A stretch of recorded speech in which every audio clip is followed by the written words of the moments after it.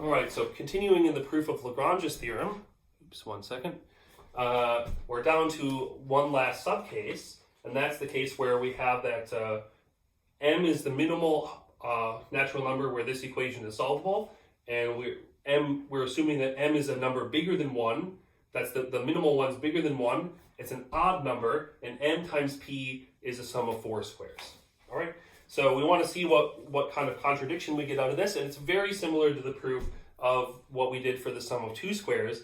We're going to pick congruence representatives for each of these x through w's, and we're going to pick them in with the smallest absolute value we can, and then we'll combine with the proposition we had before and the algebraic identity we had before. Unfortunately, the algebraic identity is kind of long in this situation, so I'm going to write out some of the equations on the board, and so I'm going to split off this video before finishing the proof just because those equations are kind of long to write. All right, but it's all very explicit, it's just not short.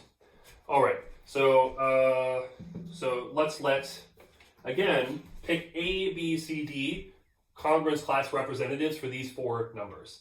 So let A is congruent to X, B is congruent to Y, C is congruent to Z, and D is congruent to W, all mod M. Okay, and we pick, just as before, the smallest absolute value numbers we can, congruence class representatives we can, in absolute value. So absolute value of A, absolute value of B, absolute value of C, and absolute value of D, we can pick. Well, you can generically pick it less than or equal to m over 2, but m is actually an odd number, so it's never equal to m over 2 anyway, so it's actually, you can pick them so they're strictly smaller than m over 2. All right? And that's the best you can do. Okay. So now, just as we did before, we write out this equation, but we look mod m.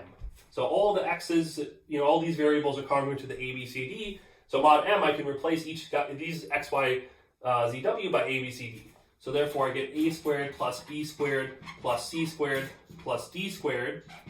If I look mod m, that's congruent to x squared plus y squared plus z squared plus w squared, which is equal to m times p, so that's congruent to 0. Okay? So the sum of these 4 squares is 0 mod m, so therefore it's some multiple, let's say k times m. So a squared plus b squared plus c squared plus d squared equals k times m. All right, great. And I want to argue something about the size of k now, just as we did before. All right, so 0, of course, this is a sum of 4 squares, so it's not negative. So 0 is less than or equal to a squared plus b squared plus c squared plus d squared. And each of these guys, an absolute value is less than or equal, is strictly less than m over 2, so its square is strictly less than m squared over 4. So this is strictly less than m squared over 4 for each one of these terms, but there's 4 of them, so it's strictly less than 4 times m squared over 4, that's just m over 2 squared, which is equal to m squared. Okay? All right, but this is also equal to km. So therefore, 0 less than or equal to km is less than or equal to m squared, and I can cancel out this m and find that 0 is less than or equal to k is less than, actually this is strictly less than m, is strictly less than m. Okay? All right. So now we're in, again, a very similar situation to what we did for the sum of 2 squares, and we want to get a contradiction out of this equation here. And we have to remember our minimal set was, we had the set of multiples of p that were sums of 4 squares, but that set only ran over the set of natural numbers. So we want to get rid of this case where k equals 0. We want to show that that can't happen, namely that k is really a natural number. All right? So if k equals 0, something bad should happen. Okay? So let's suppose that we actually had k is 0. All right? Then, well, the sum of these 4 squares is therefore equal to 0. Again, a sum of 4 squares of positive integers, any integers, can only be 0 if and only if every single term all at the same time is equal to 0. So that means that A is B is C is D are all equal to 0, right? But those are the congruence classes representatives of x, y, z, and w mod m, right? So therefore x, y, z, and w are all congruent to 0 mod m. Okay? All right. But again, x squared, so I'll say but maybe, but x squared plus y squared plus z squared plus w squared, right? That's equal to p times m, okay? So that's some multiple, that's just p times m. And each one of these terms, x, y, z, w, are all a multiple of m. Therefore, each of the squares, x squared, y squared, z squared, and w squared, they're all multiples of m squared. Okay? So therefore, the left-hand side is here, right? So therefore, m squared divides the left-hand side, so m squared divides p times m. Okay? All right?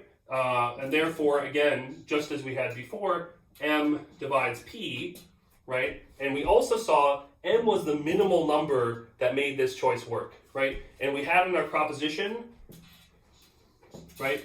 We had that m was strictly bigger than 1 was our assumption, right? And we had in our proposition there existed a choice where you could pick an m smaller than p. Therefore, the minimal one has to be smaller than p. So p is a prime number. It has a divisor that's strictly between 1 and p that doesn't exist by definition of a prime number that never happens when p is a prime. So that's a contradiction. Okay?